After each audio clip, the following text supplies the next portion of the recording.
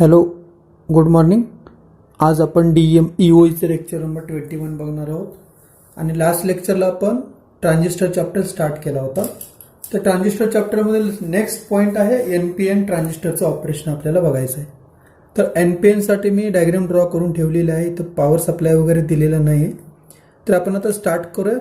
N मध्ये N type semiconductor, P type semiconductor, N type semiconductor. N type सेमीकंडक्टरमध्ये majority असते इलेक्ट्रॉन्सची. त्याच्यामुळे मी ते इलेक्ट्रॉन्स ड्रॉ करतोय म्हणजे सॅम्पल तुम्हाला समजण्यासाठी. तर मेजॉरिटी असणार आहेत इलेक्ट्रॉन्सची 1 2 3 4. बरोबर. एक सॅम्पल फक्त तुमच्या लक्षात राहू देत. इथं पण इलेक्ट्रॉन्सची मेजॉरिटी 1 2 3 4. इलेक्ट्रॉन्सला चार्ज कोणता असतो? निगेटिव्ह. एवढं सफिशियंट आहे. जास्त जर मी सगळे इलेक्ट्रॉन्स ड्रॉ केले तर ते समजायला किचकट जाईल, अवघड जाईल. इथं मेजॉरिटी असते होल्सची, कारण P टाइप सेमीकंडक्टर आहे. 1 2 3 4 प्लस प्लस प्लस आणि प्लस. ओके. आता बघा, सिंपल कन्सेप्टमध्ये आपण तुम्हाला समजवतो. तुम्हाला काय करायचं आहे, इथला इलेक्ट्रॉन्स पूर्ण ह्या 2 ब्लॉकमध्ये फिरवून तुम्हाला रिटर्न तो आणायचा आणि असा फिरवायचा. एवढं तुम्ही फक्त लक्षात ठेवा, बाकी ते सगळं क्लिअर होऊन जाईल. मी काय म्हटलं, इथं असणारे इलेक्ट्रॉन्स तुम्हाला इथून पुढे शिफ्ट करायचे आहेत, पुढे सरकवत न्यायचे आहेत. सरकवण्यासाठी कुठे काय सप्लाय द्यावा लागतो ते तुम्हाला लक्षात येईलच. आणि इथं असणारे इलेक्ट्रॉन्स पूर्ण फिरून या वायरमधून रिटर्न इकडे आले पाहिजेत. बरोबर. तर आता मला सांगायचं आहे, या इलेक्ट्रॉन्सनं आपली जागा सोडून जर तो पुढे जायचा असेल तर इथं कोणता सप्लाय द्यावा लागतो? जर निगेटिव्ह सप्लाय दिला तरच तो निगेटिव्ह सप्लाय या निगेटिव्ह सप्लायला फोर्स करेल, पुढे ढकलेल. जर तुम्ही इकडे अधिक सप्लाय दिलात तर अधिक सप्लाय निगेटिव्हला काय करेल? पाठी खेचून घेईल, अट्रॅक्ट करेल, तेव्हा पुढे नाही जाणार, हा मागे येईल. त्याच्यामुळं एवढे काळजी घ्या, तुम्हाला जो सप्लाय जोडावा लागतो तो इथं सप्लाय जोडावा लागतो निगेटिव्ह. बरोबर. आणि ऑटोमॅटिक इकडे सप्लाय कोणता असणार? पॉझिटिव्ह. बरोबर. मग हा सप्लाय निगेटिव्ह जोडल्यामुळं हा सप्लाय पॉझिटिव्ह झाला, हे सगळे निगेटिव्ह झाले, हे लाईनच निगेटिव्हची झाली चार्ज, त्यामुळे हा सप्लाय झाला इथं निगेटिव्ह. बरोबर आहे का? मग या निगेटिव्ह सप्लायनं ह्या इलेक्ट्रॉन्सला फोर्स केला, हे इलेक्ट्रॉन्स इकडे जाऊन पडले 2 नंबरमध्ये. मग आता आपण एक नंबरच्या स्वरूपात सांगू की इकडे तुम्ही एक सॅम्पल व्होल्टेज जर सप्लाय बघितला तर बेस आणि इमिटर आहे ना, त्यामुळे याला म्हणणार व्होल्टेज अक्रॉस बेस आणि इमिटर. बरोबर. तर आता असे कसं कन्सिडर करा तुम्ही की इथं 100 इलेक्ट्रॉन्स आहेत असं गृहीत धरू आपण. 100 म्हणजे जास्त आहेत. आपल्याला हे 100 इलेक्ट्रॉन्स ह्या ब्लॉकमधून पुढे पास करायचे आहेत. पुन्हा रिपीट करतोय, 100 इलेक्ट्रॉन्स आपल्याला N टाईपमधून पुढे ढकलायचे आहेत. मग हे 100 इलेक्ट्रॉन्स जे इथं आहेत त्या 100 इलेक्ट्रॉन्सला इलेक्ट्रॉन्सचा चार्ज आहे निगेटिव्ह. मग निगेटिव्हला निगेटिव्ह दिला तरच तो पुढे ढकलतो, निगेटिव्हला पॉझिटिव्ह दिला तर तो मागे खेचतो. आपल्याला मागे खेचायचं नाही, आपल्याला पुढे पाठवायचं आहे. त्याच्यामुळे मी सप्लाय इथं कोणता दिला? निगेटिव्ह सप्लाय दिला. म्हणजे ही वायर पूर्ण कशाची झाली? निगेटिव्हची वायर झाली.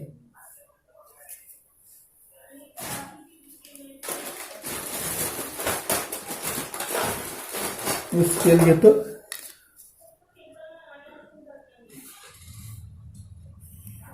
हे काय झालं? निगेटिव्ह झालं. मग 100 इलेक्ट्रॉन्स जेव्हा N टाईपचा ब्लॉक सोडून पुढे जातात तेव्हा 100 इलेक्ट्रॉन्स इथं बसू शकतात, 100 इलेक्ट्रॉन्स इथं बसू शकत नाहीत. आलं का लक्षात? ह्या ब्लॉकची कपॅसिटी फक्त आहे 10 इलेक्ट्रॉन्स बसायची, राहिलेले सगळे होल्स आहेत. मग 100 इलेक्ट्रॉन्स जर आपली जागा सोडून इथं जर इथं आले, असं गृहीत धरा तुम्ही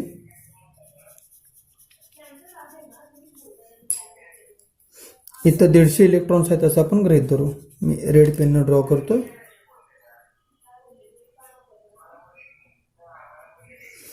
इथे किती इलेक्ट्रॉन्स आहेत? 150 आहेत. 150 मधले 100 मला पुढे पाठवायचे आहेत. इथं म्हणजे पी बेसमध्ये इमिटरची कपॅसिटी, बेसची कपॅसिटी समजा 10ची आहे, तर एवढ्या ब्लॉकमध्ये फक्त 10च इलेक्ट्रॉन्स तुमचे बसणार आहेत. आलं लक्षात? मग राहिलेले 90 इलेक्ट्रॉन्स कुठे जाणार? तर त्यासाठी बघा, हे 10 इलेक्ट्रॉन झाले, इथून पाठवले 100, इथं 10 बसले, राहिलेले 90 इलेक्ट्रॉन्स तुमचे कलेक्टरमध्ये जाणार आहेत, हे विसरू नका. म्हणजे हे 10 इथं हे पुढे गेले सरळ, बरोबर. इथे किती राहिले शिल्लक? 10. राहिलेले 90 शिल्लक इथे राहिले. मग आता मला सांगा, हे इकडे काय गेले? फोर्सनं तिकडे गेलेले. किंवा असं तुम्ही गृहीत धरू शकता, हे 100 इथं बसू शकत नाहीत, 10 इथं राहिले, 90 पुढे गेले. आता 90 इलेक्ट्रॉन्स इथं आलेले आहेत, पण हे 90 इलेक्ट्रॉन्स कलेक्टरचा एरिया सोडून बाहेर आले पाहिजेत का नकोत? बरोबर.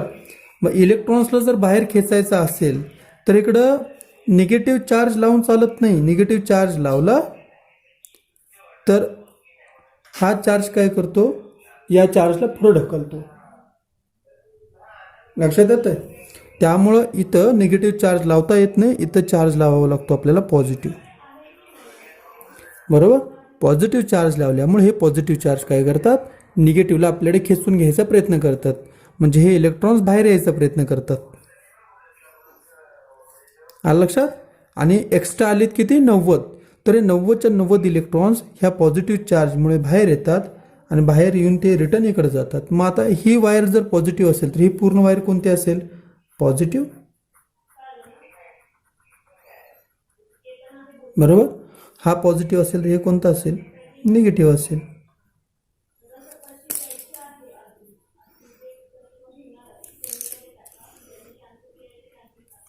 बरोबर. म्हणजे हा सप्लाय झाला पॉझिटिव्ह, हा सप्लाय झाला निगेटिव्ह. आणि अशा हिशोबाने हे जे इलेक्ट्रॉन्सची संख्या आहे ते 100 होते, ह्याची कपॅसिटी 10चीच आहे, राहिलेले 90 इथं बसले. मग हे 90 रिटर्न मला बाहेर काढायचे असतील, खेचून काढायचे असतील, तर हे 90 इलेक्ट्रॉन्स इकडे येणार आहेत. बघा मी काय म्हणतोय, हे 90 इलेक्ट्रॉन्स इकडे आले वायरमधून,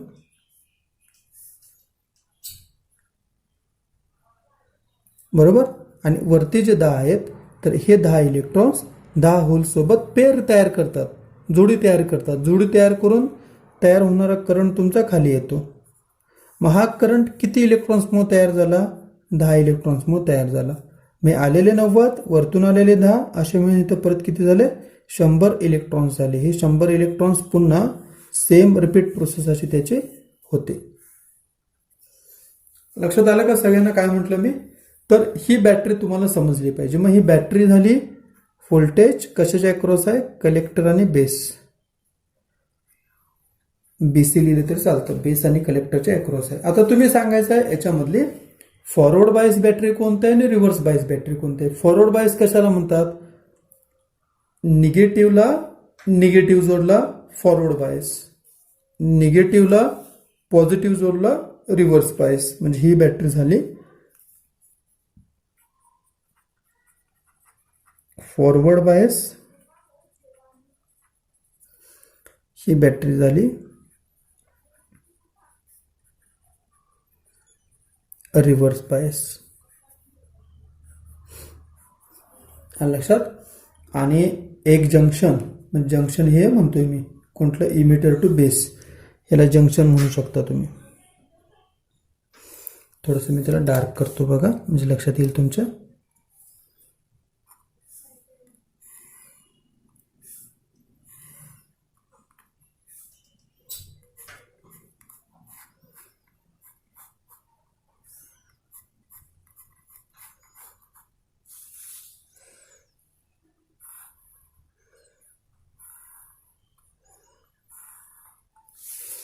दोन जंक्शन आहेत.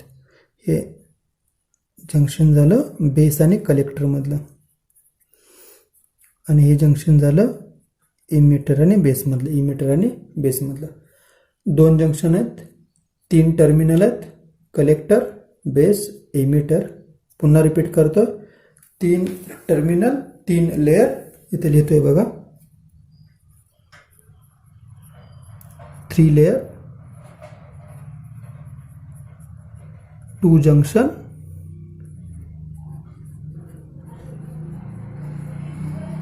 3 टर्मिनल. 3 लेयर कोणत्या? NPN, NPN किंवा PNP. 2 जंक्शन, जंक्शन हे मधलं junction, junction emitter to base and junction base to collector. 3 terminal, emitter, base, collector.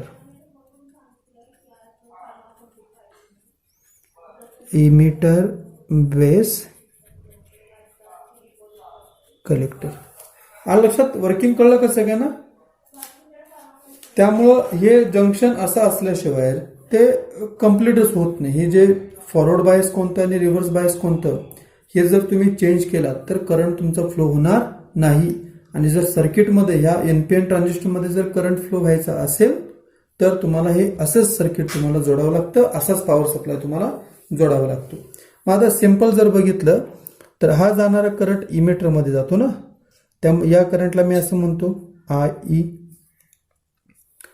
हा करंट जो वरतून येतो तो बेसमधनं येतो, त्याच्यामुळे या करंटला म्हणतो IB. आणि इकडून येणारा करंट जो आहे तो कलेक्टरमधून येतो, त्यामुळे IC म्हणू शकतो. मग याचं जर करंटचं इक्वेशन बघितलं तर बघा, IB मधून येणारा करंट आणि IC मधून येणारा करंट या दोघांची बेरीज होऊन करंट पुढे जातो. म्हणजे असं लिहू शकतो IB plus IC equal to IE. लक्षात आलं का? हे स्टँडर्ड करंटचं इक्वेशन आहे. लक्षात आलं? आणि जर PNP विचारला, हा NPN शिकवला, PNP ला काय होणार? जागा फक्त बदलणार. म्हणजे हा जिथं P आहे तिथं Nचा येईल, इथं P येईल, इथं P येईल. मग P असतील म्हणजे पॉझिटिव्हला पॉझिटिव्ह द्या, होल्स पुढे जातील. इकडे निगेटिव्ह जोडा, होल्स इकडून रिटर्न येतील. म्हणजे एक फॉरवर्ड बायस होतो, एक रिव्हर्स बायस होते. इथे उलटं झालं, इथं फॉरवर्ड रिव्हर्स झालं. PNP मध्ये हा रिव्हर्स येईल आणि फॉरवर्ड येईल. लक्षात आलं का सगळ्यांच्या? खूप सिंपल टेक्निक आहे, काही अवघड नाही. PNPचं बघायचं काही गरज नाही. जिथं इलेक्ट्रॉन्स आहेत तिथं होल्स रिप्लेस करा, जिथं होल्स आहेत तिथं इलेक्ट्रॉन्स रिप्लेस करा आणि सेम सर्किट सेम वर्किंग असणार आहे त्याच्यामध्ये. याच्यामध्ये काही चेंजेस होणार नाहीत. हवं तर मी पुन्हा 1 सेकंदात रिपीट करतोय. इथं इथून इलेक्ट्रॉन्स 100 इलेक्ट्रॉन्स पाठवायचे आहेत पुढे आपल्याला. मग इलेक्ट्रॉन्सला जर पुढे पुश करायचं असेल तर निगेटिव्हला निगेटिव्ह सप्लाय द्यावा लागतो, तर ते पुढे जातील, ते मागे येणार नाहीत. मागे कधी येणार? जर त्याचा चार्ज उलटा सुलटा झाला तर. हा वजा आहे, बाहेर अधिक द्या, ते मागे खेचून येतील, पण मागे आणायच नाहीत, पुढे पाठवायचे. त्याच्यामुळे सुद्धा निगेटिव्ह चार्ज दिला. हे इलेक्ट्रॉन्स इथून शिफ्ट झाले बेसमध्ये. हे इमिटर आहे, पण बेसमध्ये त्याला कळालं की इथं फक्त 10 इलेक्ट्रॉन्सच बसू शकतात. त्यामुळे 10 इथं थांबले, राहिलेले 90 पुढे गेले. मग 90 इलेक्ट्रॉन्स बसण्यासाठी इथे एवढी कपॅसिटी नाही. मग मला हे इकडून आलेले इलेक्ट्रॉन्स बाहेर काढायचे आहेत. बाहेर काढायसाठी काय करावं लागतं? त्याला उलटा चार्ज द्यावा लागतो. येणारं जर निगेटिव्ह असेल तर त्याला बाहेर पॉझिटिव्ह द्यावा लागतो. त्यामुळे पॉझिटिव्ह सप्लाय देऊन हे आलेले इलेक्ट्रॉन्स मी सगळे बाहेर खेचून घेतले आणि परत होते त्या डायरेक्शनने रिटर्न पाठवले. त्यामुळे कंटिन्युअस असं सर्किट फ्लो होत असतं. मग P मध्ये काय होतं? इलेक्ट्रॉन्स आणि होल्स यांची जोडी तयार होते आणि जोडी तयार होऊन इथं करंट तयार होतो. पेअरिंग तयार झाल्यानंतर येणारा करंट हा वायरमधनं बाहेर खेचला जातो. हे कुणामुळे तयार झालं? ह्या 10 इलेक्ट्रॉन्समुळे. म्हणजे हे 10 इलेक्ट्रॉन्स इथं आले, हे 90 इलेक्ट्रॉन्स आले, हे 90 आणि 10 परत 100 रिटर्न हे कंटिन्युअस असे फिरत राहतात. आलं लक्षात? हे असेल आपलं NPNचं वर्किंग ट्रान्झिस्टर वर्किंग प्रिन्सिपल. तर आपण आता नेक्स्ट चॅप्टरमध्ये स्टार्ट करतो याच्यामधलाच की ट्रान्झिस्टरचं कॉन्फिगरेशन. आता कॉन्फिगरेशनचा अर्थ काय की ट्रान्झिस्टर कशा प्रकारे जोडायचा असतो आपल्याला. जोडल्यानंतर कोणत्या टेक्निकने जोडल्यानंतर तो व्यवस्थित काम करेल किंवा रिसेंटली कसा तो जोडावा लागतो ट्रान्झिस्टर. तर बघा, हा ट्रान्झिस्टरचा सिम्बॉल आहे, हॉरिझॉन्टल ड्रॉ केलेला आहे. तर ॲरो कुठे असतो? जिथे करंट फ्लो होतो ज्या डायरेक्शनला त्याला आपण इमिटर टर्मिनलला देतो. मग बघा, ॲरो इकडे बाहेर चाललाय. ॲरो बाहेर चाललाय म्हणजे बेस पण आत यावं लागणार, कलेक्टर पण आत येणार. ह्या दोघांचे ॲडिशन होऊन इमिटरला बाहेर पडतोय. आता कॉमन शब्द काय? जो टर्मिनल इनपुट साईडला पण आहे आउटपुट साईडला पण आहे त्याला कॉमन टर्मिनल म्हटला जातो. कुणाला कॉमन करायला सांगितलं? बेसला. म्हणून बेस टर्मिनल खाली घेऊन मी कॉमन केलाय बघा. आणि हा टर्मिनल इनपुट साईडला पण येतो आउटपुट साईडला पण येतो. बघू शकता मी तर डॉट टाकतो बघा. हा कॉमन आहे बेस. तसं कॉमन बेस आला, कॉमन कलेक्टर आला, कॉमन इमिटर आला. 3 कॉन्फिगरेशन आपल्याला बघायचे आहेत. ओके, आता हे सिंपल आहे, काय अवघड नाही बघायच्यामध्ये. इनपुट करंट, इनपुट ही साईट आहे, आउटपुट ही साईट आहे. इनपुट साईडला कोणता करंट आहे? IE. त्यामुळे इनपुट करंट लिहिणार IE. काय अवघड आहे? आउटपुट करंट कोणता? IC. झालं. इनपुट व्होल्टेज ह्या साईडचं VEB, voltage emitter to base. Output voltage, voltage CB. झालं. आता गेनचा फॉर्म्युला तुम्हाला महत्वाचा आहे. गेन म्हणजेच काय? Output upon input. मग करंट गेन जर असेल तर I output upon I input. झालं. आता I आउटपुट म्हणजे आउटपुटचा करंट. आउटपुट करंट कोणता आहे? IC. इनपुट करंट कोणता आहे? IE. आणि कॉमन बेसला करंट गेनला अल्फाने डिनोटेड करतात. एवढं लक्षात ठेवा. अल्फाचा फॉर्म्युला काय? IC upon IE. Output current upon input current. तर कॉन्फिगरेशनमध्ये पहिला टाईप कळला का सगळ्यांना? बेस कॉमन केलेला आहे म्हणून त्याला नाव पडलेलं आहे कॉमन बेस कॉन्फिगरेशन. असे आपल्याला 3 कॉन्फिगरेशन बघायचे आहेत. Okay, second configuration common collector configuration. म्हणजे काय केलं मग अशी? हा जो बेस होता, हा जो सिम्बॉल होता तो असा होता बरोबर. आणि बेस कॉमन केला होता. आता बेस कोण केलाय? कॉमन कोण केलाय? कलेक्टर इमिटर वरती. आणि हा बेस इकडं. म्हणजे तुम्हाला फक्त सर्किट फिरवायचं आहे. हे जर असं असेल सर्किट तुमचं, असं गृहीत धरू आपण.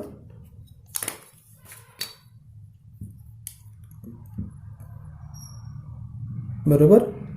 कलेक्टर बेस इमिटर असं करा. बेस खाली जाईल. कळतंय? हा बेस खाली जाईल. कलेक्टर पाहिजे असेल तर कलेक्टर खाली करा. इमिटर पाहिजे असेल तर हे फक्त असं फिरवा, उलट करा. इमिटर खाली जाईल. अशा हिशोबाने तुम्ही उलट सुलट ते करू शकता. ओके, कॉमन कलेक्टरमध्ये कलेक्टर कॉमन आहे. C खाली आला. Input side output side. इनपुटचा करंट आउटपुटचा current. Input voltage output voltage. फक्त लिहितो. इनपुट करंट काय आलं सांगा? IB. Output current IE. Input voltage VBC. Output voltage VEC. व्होल्टेजमध्ये तुम्हाला लक्षात येतं कॉमन कोण आहे? इथं C आहे, इथं C आहे. आलं लक्षात? Current gain output upon input. Output current upon input current. Output current कोण आहे? IE. Input current IB. आणि कॉमन कलेक्टरमध्ये करंट गेन गॅमाच्या सिम्बॉलनं डिनोटेड केला जातो. म्हणजे gamma equal to IE upon IB.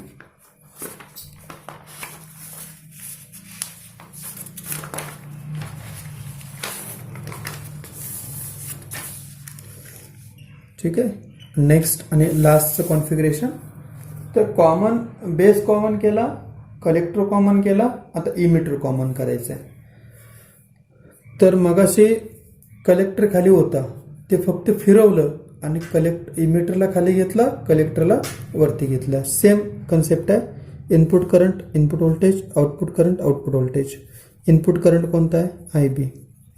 Output current कोणता आहे? IC. Input voltage VBE. Output voltage VCE. झालं. आणि कॉमन इमिटरमध्ये कशाने डिनोटेड करतात? बीटाने डिनोटेड करतात. फॉर्म्युला काय? I output output current upon input current. Output current कोणता आहे? IC upon IB. अशा हिशोबाने तिन्ही कॉन्फिगरेशन आपलं झालेले आहेत. कॉमन बेस, कॉमन कलेक्टर आणि कॉमन इमिटर. फक्त एवढीच डायग्राम तुम्हाला ड्रॉ करावी लागते. आणि ट्रान्झिस्टर ॲज अ एम्प्लिफायर म्हणून जर वापरायचा असेल तुम्हाला, तर कॉमन इमिटरचंच सर्किट कॉन्फिगरेशन तुम्हाला वापरावं लागतं. कॉन्फिगरेशनचा अर्थ कळतोय का तुम्हाला? कॉन्फिगरेशन म्हणजे जोडण्याची मेथड. म्हणजे हा ट्रान्झिस्टर जर या पद्धतीने जर तुम्ही जोडला तर तुमचं हे ॲप्लिकेशन तयार होईल. कॉमन कलेक्टरनं जोडला तर असं पद्धतीचे ॲप्लिकेशन होतील. कॉमन बेसनं टाईपनं जोडला तर त्या टाईपचे कॉन्फिगरेशन किंवा सर्किट तयार होतील. आणि बेस्ट जे म्हटलं जातं ते कॉमन इमिटरचं सर्किट, कॉमन इमिटर कॉन्फिगरेशन. कारण ट्रान्झिस्टर ॲज अ एम्प्लिफायर जर म्हटलं, ट्रान्झिस्टर ॲज ए एम्प्लिफायर, बरोबर, एम्प्लिफायर म्हणून काम करायचं असेल त्याला, तर ट्रान्झिस्टर याच मेथडने जोडावा लागतो. याच मेथडने ट्रान्झिस्टरनं जोडणी केली, तुम्ही तशी जोड केली, सर्किट जोडलात, तरच ते एम्प्लिफायरचं काम करतं. अदरवाईज ते एम्प्लिफायरचं काम करत नाही. आणि हीच बेस्ट टेक्निक मानली जाते, कॉमन इमिटर कॉन्फिगरेशन. आलं लक्षात? चला आपण आता त्याचं रिलेशन बघू ना, की अल्फा आणि बीटा रिलेटेड आहे काय. बरोबर, अल्फा म्हणजे काय सांगितलं? कॉमन बेसचं इक्वेशन आहे ते. कशाचं? Common base. फॉर्म्युला लिहू का डायरेक्टली? IC अपॉन IE म्हणजे the ratio of collector current and emitter current to common configuration. In common configuration is called as current gain. मी पहिलाच लिहिलं बघा, कॉमन बेसमध्ये, कॉमन बेस कॉन्फिगरेशनमध्ये हा फॉर्म्युला वापरला जातो. आणि बेटा कुठं वापरला जातो? कॉमन इमिटरमध्ये वापरला जातो. आणि कॉमन इमिटरमध्ये त्याचं फॉर्म्युला काय? IC upon IB. बरोबर, डिफाईन अल्फा, डिफाईन बेटा. इथे काय सांगू शकता? The ratio of collector current and base current in common emitter configuration is called as current gain. त्याला तुम्ही काय म्हणू शकता? बेटा म्हणू शकता. अल्फा, बीटा, गॅमा तिन्ही करंट गेनच आहेत, हे विसरू नका. पुन्हा रिपीट करतोय, अल्फा, बीटा आणि गॅमा तिन्ही सुद्धा करंट गेनच आहेत. तिन्हीमध्ये फरक काय? हा कॉमन बेसमधला करंट गेन आहे, हा कॉमन इमिटरमधला करंट गेन आहे, आणि नेक्स्ट गॅमा आहे तो कॉमन कलेक्टरमधला करंट गेन आहे. ओके, मग रिलेशन त्याने विचारलं की अल्फा आणि बीटाचं रिलेशन कसं आपल्याला लिहिता येईल. तर अल्फा आणि बीटामध्ये रिलेशन काय होतं बघा. तर ट्रान्झिस्टरमध्ये आपण बघितलं होतं ना, एक फॉर्म्युला लिहितो इथं हवं तर, की इमिटरचा करंट हा बेसचा करंट आणि कलेक्टरचा करंट तयार होतो मिळून. मग हे इक्वेशन इथं पुट करतो ना मी, IC upon IB plus IC, ही फक्त व्हॅल्यू इथं पुट केली मी. बरोबर, आता याला मी काय करतोय? IB ला डिवाइड करतोय अंशाला आणि छेदाला. Divide by IB in numerator and denominator. IB ने डिवाइड करायचं आहे. म्हणजे इथे काय आलं? IC upon IB upon IB upon IB plus IC upon IB. लक्षात आलं का?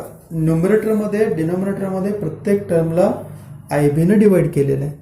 आता तुम्ही सांगू शकता IC अपॉन IB आहे का इथं? IC अपॉन IB म्हणजेच काय? बीटा. म्हणजे अंशामध्ये कोण झाला? बीटा.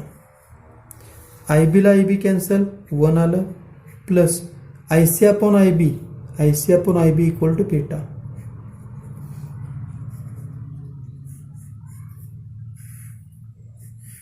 झालं रिलेशन अल्फाचं बीटाचे रिलेटेड. इथे लिहितो हवं तर, beta equal to IC upon IB. लक्षात आलं का? तसंच जसं अल्फाचं रिलेशन बीटामध्ये आहे, तसं बीटाचं पण रिलेशन अल्फामध्ये असणार आहे. ते आपण सॉल्व्ह करू.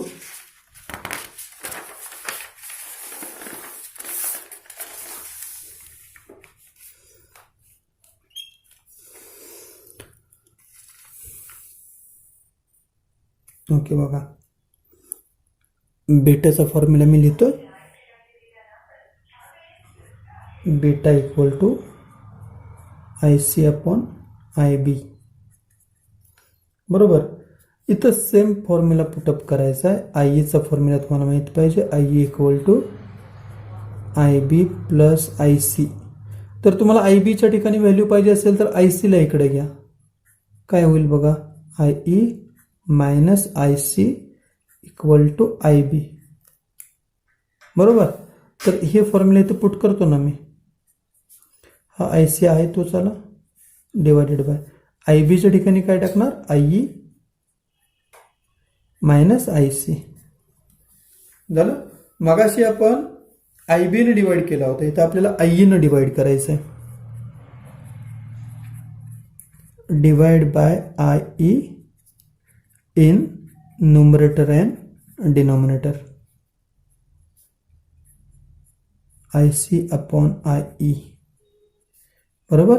Divided by IE upon IE minus IC upon IE. झालेलं आहे. IC अपॉन IE काय होतं, अल्फा होता, ते लिहितो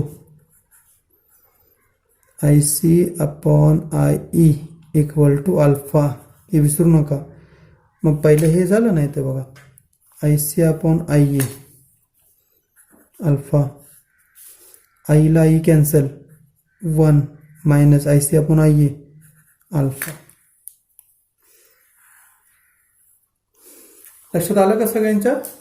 तर हे रिलेशन बिटवीन अल्फा आणि बीटा होतं. ठीक आहे.